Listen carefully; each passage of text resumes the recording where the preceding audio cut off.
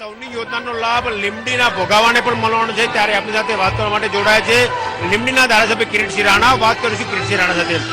જે કિરીટસિંહજી, નર્મદા જળ અવતરણ યોજનાની પહેલી લિંક પૂરી થાય છે, ભોગાવાને લાભ મળવાનો છે, લીમડીને લાભ મળવાનો છે, કેવો કેટલા પ્રકારનો લાભ મળશે?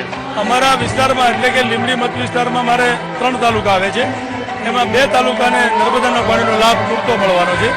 સમગ્ર જિલ્લામાં અમારા જાજુબાગ તાલુકાઓને આવરી લીધેલા છે કમાન્ડ એરિયામાં, અને મારા વિસ્તારમાં સંપૂર્ણ લીમડી અને ચૂડા બંનેના પૂરેપૂરા ગામ નર્મદાના એક્વાયર કરી એમાં સર્વે થઈ ગયું છે, એમાં પાણી મળે છે. અને અત્યારે નર્મદાની કેનાલ સંપૂર્ણ પૂરી થવાની તૈયારીમાં છે, પણ અત્યારે જે પાણી મળ્યું છે, છોડ્યું છે, એ પણ ખેડૂતોને મળે છે.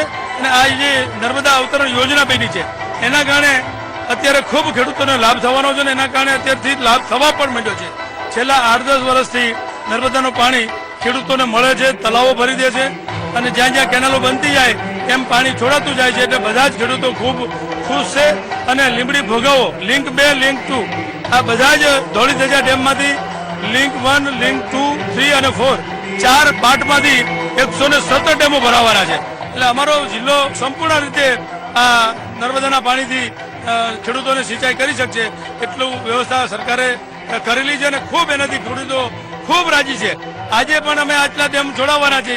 લોકોને એટલી આશા બંધાઈ ગઈ છે કે અહીંયા ભલે ધોળ કે જામનગરમાં આપણા 16 ડેમનું લોકાર્પણ છે, એમાં મત વિસ્તારના મારા અનેક લોકોને કહેવું નથી પડ્યું. કાર્યક્રમ છે, મોદી સાહેબ આવે છે, આપણા પીએમ આવે છે, અને મોદી સાહેબ મુખ્યમંત્રી હતા ત્યારે આ લોન્ચિંગ કરેલો કાર્યક્રમ છે, અને એમને આજે જ સંપૂર્ણપણે 16 ડેમો આજે ભરાવાના છે.